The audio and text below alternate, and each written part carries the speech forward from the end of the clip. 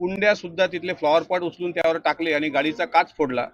काच फोडल्यानंतर मी तिथे नाही हे त्याच्या लक्षात आल्याबरोबर ते सर्वच्या सर्व गुंडे गुलमोहर ज्या ठिकाणी तो कक्ष आहे त्या कक्षातून खुर्च्या तोडफाड करत दरवाजाला लाथा मारत पुढे आले।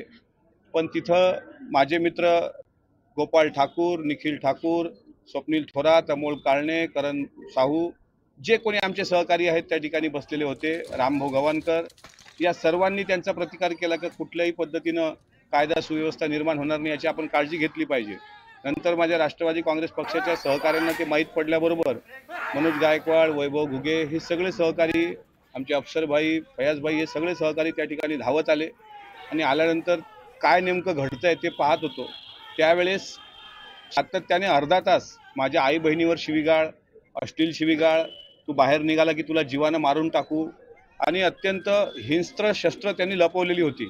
आम्हाला असं कळतंय रॅप्टर, चाकू, ॲसिड हल्ल्याचा सुद्धा त्यांचा सगळा विचार होता। आणि अशा प्रकारे एखाद्या सत्तेतल्या आमदारावर, मी माझा स्वभाव नाही आहे कधी कोणाला अपशब्द बोलणं, पण त्याच्या घरावर संध्याकाळी हल्ला करायचा आणि तो नियोजित कट एवढा मोठा होता। जसं माजलगावला प्रकाशदादा साळुंकेच्या घरावर ॲसिड बॉम्ब हल्ला झाला तसं माझं घर पेटवून देण्याचा सायंकाळी प्रयत्न होता, असं सगळं चित्र होतं। पण मी दुपारीच गेल्यामुळं माझ्या घरच्यांच्या जीवावरचं संकट ते माझ्यावर ओढवलं आणि मी गाडीमध्ये नसल्यामुळं मी सुरक्षित बाहेर थांबलो, म्हणजे सुरक्षित राहिलो। त्यानंतर त्यांनी वेपन आणले होते, गुप्त्या आणल्या होत्या आणि त्या त्यांनी पायात मोज्यामध्ये आत ठेवल्याचं आता कळतंय।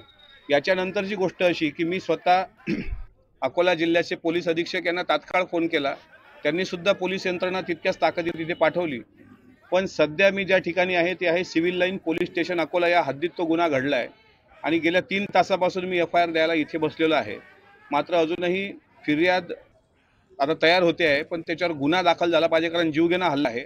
आणि आम्हाला आता असं कळतंय की LCBच्या तिथल्या शेळके नावाच्या अधिकाऱ्यांना जी झुंडाची टीम आहे ती काहीतरी भेटली आणि सांगितलं की आता अमरावतीकडे जातोय, तुम्ही इकडचं सांभाळून घे जा। म्हणजे गुन्हे असे दाखल करायचे की ज्यामध्ये जामीन मिळेल आणि जामीन मिळाल्यानंतर परत मोकाट होऊन माझ्या घरावर हल्ला करण्याचा त्यांचा दुसरा प्रयत्न आहे। मी त्यांच्या पक्षप्रमुखाचं नाव घेऊन काल टीका केली नव्हती। सन्माननीय उपमुख्यमंत्री अजितदादांबद्दल अपशब्द वापरल्यानंतर पक्षाचा प्रवक्ता या नात्यानं उत्तर देणं हे माझं कर्तव्य होतं, मी फक्त कर्तव्य केलं। त्याच्यानंतर त्यांच्या पक्षप्रवक्त्यांनी सुद्धा माझ्यावर खालच्या पातळीवर टीका केली, पण मी कुठं संयम सोडला नव्हता।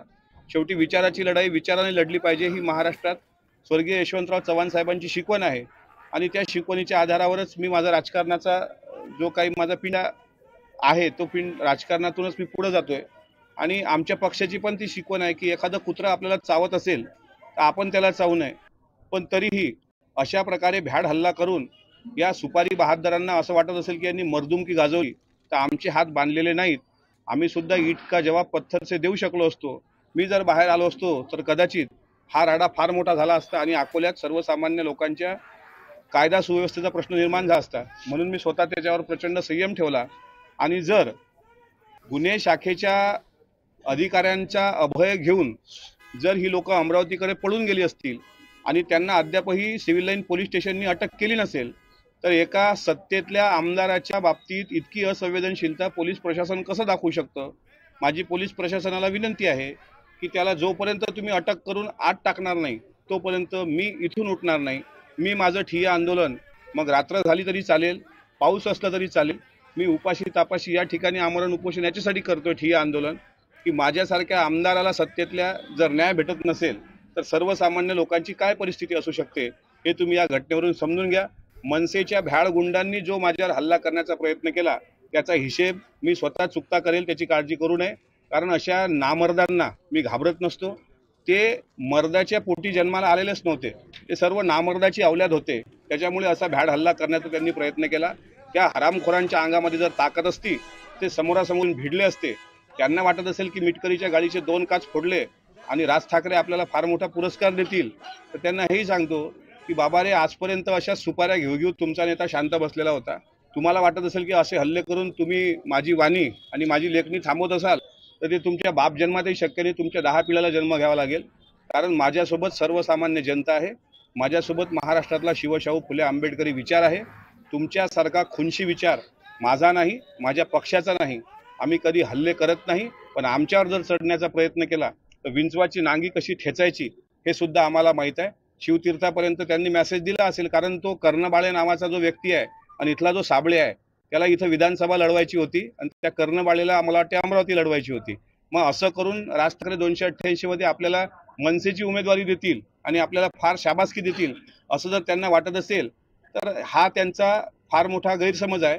कारण ज्या पक्षाचं अस्तित्वच राज्यामध्ये नाही तो पक्ष अशा प्रकारे राष्ट्रवादीची रेषा खोडत महायुतीमध्ये मोठा होण्याचा प्रयत्न करतोय.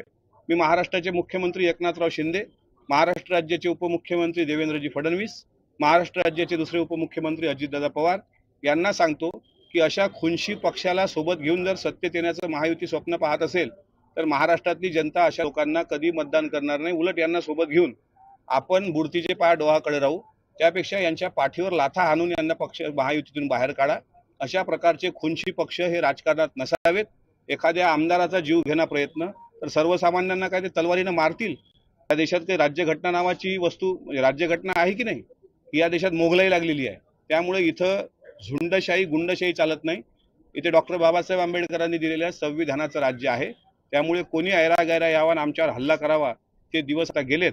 असा खुनशी पक्ष राजकारणाच्या या पटलावरून कायमचा नामशेष कसा करता येईल त्याकरता महाराष्ट्र विचार करेल आणि आगामी काळात याची गंभीर किंमत त्याच्या पक्षाच्या नेत्यासह त्याच्या टुकार कार्यकर्त्याला आणि असा सळकछाप नामर्द लावारिस कार्ट्यांना मोजावी लागेल.